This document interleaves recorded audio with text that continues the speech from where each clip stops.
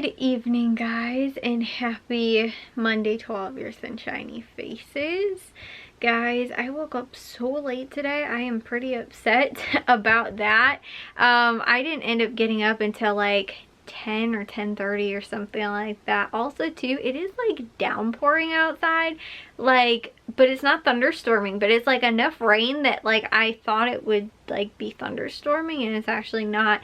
And like I knew that it was supposed to rain, but I didn't know like how late into the evening it was supposed to rain. Like I drizzled maybe a little bit earlier, but yeah, it was like downpouring. So when Jack just took the dogs out right now. So I noticed it was raining because I went outside to go and grab our milk carton, because here's what I've been doing with the garden plants, and we're gonna see how well this winds up working. So I read somewhere, well, actually I was looking up using like coffee grounds in like gardening and stuff like that, and how you can use dried coffee grounds, but then also to making like a tea, I guess, with coffee.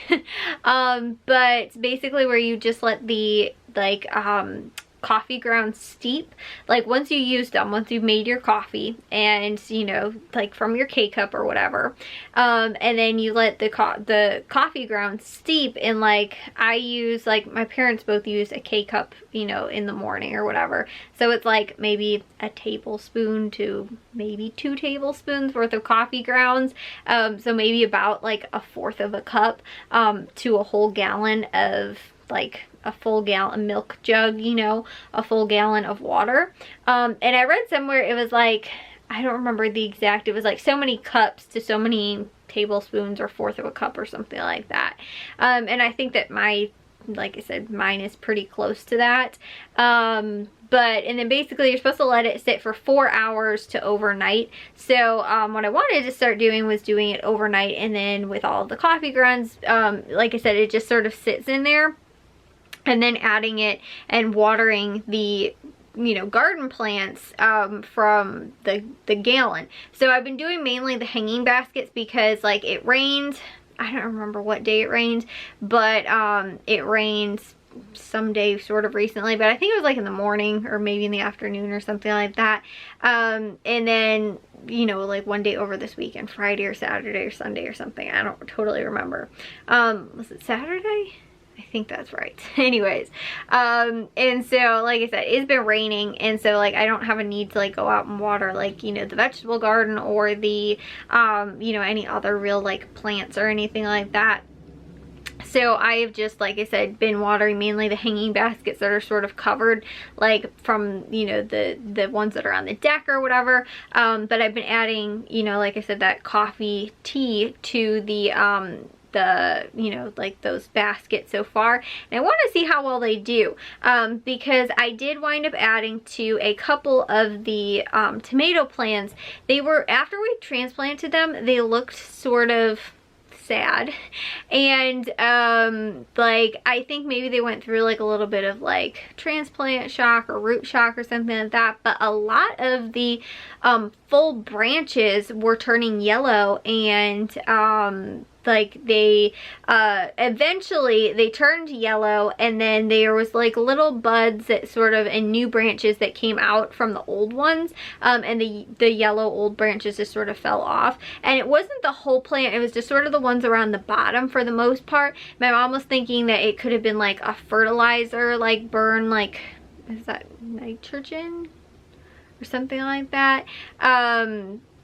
I don't remember, but something like that, like a fertilized burn or something like that. I think that's what it's called, something close to there, whatever type of material that is.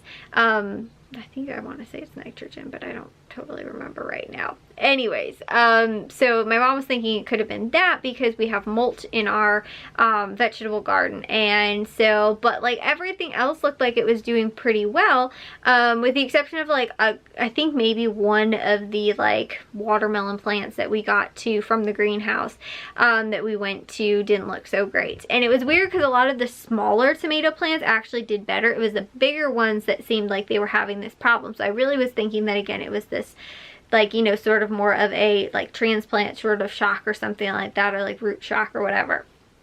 But I ended up around the ones that didn't look so good because my mom's like, oh, just dig them out and we'll just plant new ones or something like that. And I was like, yeah, but like, you know, if, you know, like we had enough that it was like maybe about half of the tomato plants that half of them still look good and the other half really didn't. And again, it was the bigger, more mature ones that we were planting that didn't look quite as good. So I was like, well, even if not, like, you know, let's just wait and we'll see. I was like, and let me try to add like a little bit of fertilizer like to it, the like coffee grounds, and so I was reading up to like, you know, what could be causing the yellowing on the tomato plants, you know, if it was from it, and it said overwatering, underwatering, too much sun, or like, or not enough sun or something like that. And it was like literally there was no definitive answer, like this causes this. And so like everything that I was reading was saying like, oh, it could be like, and they were saying like the exact same, like contradicting things, like it could be from too much water, it could also be from too little water.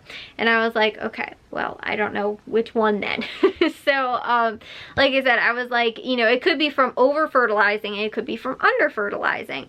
And so, or like the, you know, the nutrients in the soil not being, you know, good enough for the plant or whatever. So I was like, let me just try and sprinkle, like I did maybe about a tablespoon or maybe a teaspoon or something like that, just sort of around the base of the plant a little bit. And so that's like for a long-term sort of fertilizing. So every time that it rains, the coffee grounds will sort of seep into the soil and provide nutrients for the plant. And coffee grounds are pretty good. However, I know that if you put like I read somewhere, it said if you don't, like if you use just straight coffee grounds that you haven't like brewed already, you know, you haven't made a cup of coffee with, and haven't like, you know, brewed them through or whatever, if it's like fresh, you know, coffee and not used coffee, that tomato specifically, I don't know, something gets taken out of it, or I don't know.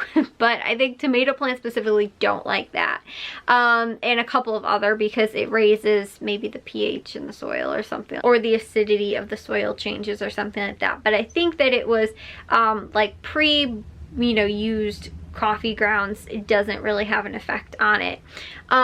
So, but like I was saying, so I was reading all this stuff about it, and then in there it also said about making a tea with the coffee grounds for the you know, that you can add to, you know, the water, and when you go to water it, it adds extra nutrients to the soil and, you know, straight to the soil. So like I said, I want to see how they wind up doing.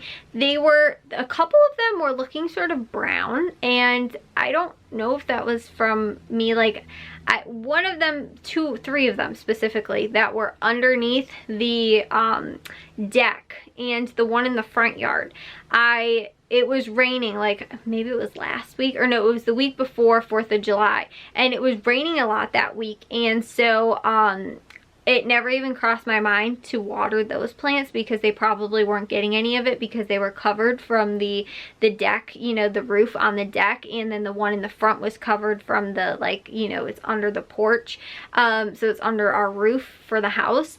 And so it, like I said, didn't cross my mind. I was like, oh, it's raining outside, I don't need to water any plants. And like I said, didn't even think about it. So those ones have been looking a little sad, but there's a couple of them that have gotten rainwater and they're still looking a little brown. Like one of them, my favorite one is like the one that attracts the hummingbirds. That one looks really sad right now. The other two are, I forget what kind of flower they are, but they have a little bit of browning at the bottom. And then the other one though that's in the backyard that is not covered by anything, and I know has been getting, you know, water when it rains, it also is looking like that, along with the two in the front yard. So I'm not really sure if it's just like the time of year, like, you know, if it's because they're getting older, more mature or something like that. I don't totally know. And I don't think it's from overwatering, but because they didn't have that problem, like up until, again, this, you know, we got them back in June or whatever, and for a good month it had no problems with them, and now all of a sudden, like, they're starting to look a little like crispy a little bit at the bottom. It's getting new stuff, and so that stuff is looking more old and will just, you know, die down, and the new stuff will just come in. Like, it's not the whole plant, the one, like I said, the hummingbird one, that's pretty much the whole plant right now. Looks pretty sad, and I think that was from lack of water. But like I said, the other ones, I don't really totally know why they're looking like that. So I've been trying to, like I said, add that as their sort of routine water, you know, just adding a little bit of that water to each of the plants when I go to water it, so that they can get some of that extra nutrient, you know, just look better. So yeah, also too, our sunflowers that we planted in the backyard, 2 of them right now are blooming, and it's so cool. They're actually not that big, they're kind of small. I thought they were going to be like big, like, you know, size of my head sort of, and I don't know if they will get that big, but they're the tall ones, like the 8-foot tall, you know, ones or whatever, however tall, you know, the pretty tall sunflower seeds get. We planted different height varieties in those pots in the back, but like I said, these ones are really tall, but they don't, the whole flower isn't super big. I also don't know if hummingbirds are attracted to sunflowers. They typically like more trumpet shaped like flowers. So we have a bush that's in the backyard that hummingbirds are supposed to really love. Like I said, the one type of flower that we have in the potted plants, and the other flowers that we have too are good for attracting hummingbirds. But I didn't know that sunflowers, if they are, you know, for attracting them or not, because they're not shaped like that. But so far I have seen a hummingbird, like most of the times when I go outside, we have at least 2, like at least a male and a female, because I've seen, again, the different brown and green, and I haven't seen ever like 2 or 3 or 4 hummingbirds at the same time. I normally only ever see once at a time, but I have seen at least a female and a male because of the different coloring.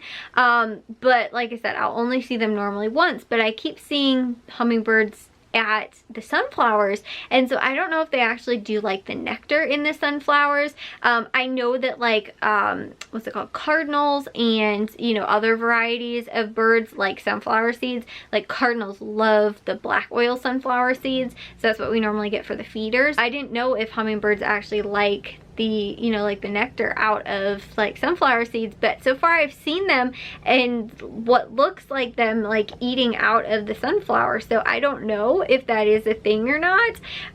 Again, it's not something that I typically have known, you know, and done research on about attracting hummingbirds and if they like it or not, but for some reason they have been pretty attracted to the sunflower, so that's really cool if that helps encourage them more, and then also coming to the feeders too, so you know if they are hanging around there. And I'd love to see, like, I've seen people that have like multiple hummingbirds that come to their feeders at the same time. I've only ever seen one at a time. Again, I know that there's probably more than that, but that come, you know, it's probably not the exact same one that I've seen, but I only ever see one at a time. So to me that is a little, like I said, strange, but I'm hoping that maybe it's just the bright color that's attracting them, and then the actual hummingbird feeder we have is like, you know, not even a foot away from the actual sunflower seed, because it's all in that, you know, bird sanctuary thing that we built back there. So yeah, it's kind of a cool thing, but I thought I'd just share with you guys my gardening sort of new tips, I guess, that I've been learning and seeing. Well, like I said, we'll see how they wind up turning out, and hopefully that coffee tea that I've been making helps rejuvenate some of the plants that don't look so great, because like, if you know, like it's like the point where like I could try and nurse it back to health too. They're not bad by any means, but again, it's sort of like, you know, if something happens to them, it could just be like, oh, because I didn't, you know, water them for a week or so. But the weird thing is too, is that like it's been pretty cool out recently. Like it's only been like 70s and stuff like that. We've actually had a pretty cool summer, like compared to last year. It was so hot, like every, you know, like me and my dad were talking about how like almost every weekend that we tried to do a project outside, like we'd have to have like the fan going in the garage because it was just too hot. You just stand out in the garage and you were like, I can't even be in here, like it's just too hot. The only day that felt like that was the day we were trying to put up, the first day when we were trying to put up the bistro lights, and then after that, and we haven't had a day like that over the weekend that we've been working on a project where it's really been that hot. It's been, like I said, pretty cool actually. Like 70s and 80s has been sort of like the average right now, like at least these last couple weeks too. And again, like we got really hot weather, felt like early on, and now it's like cooling down a little bit. I mean, we'll still get some days where it's like 80s and stuff like that, but some of the days it's been like 70s and stuff, which is really bizarre. Like for us, I feel like that doesn't happen that much in like July. Like that's weird. So yeah, but it's still like only the beginning of July. I feel like summer's like almost over already, and I'm like, no, actually it's really not. Like, you know, we're still in the beginning of July right now. So anyways, I will talk to you guys all in tomorrow's vlog. If you guys did enjoy today's, make sure you guys give a big old thumbs up. If you guys are new, we'd love if you'd subscribe, and I'll see all of your sunshiny faces tomorrow. So bye guys.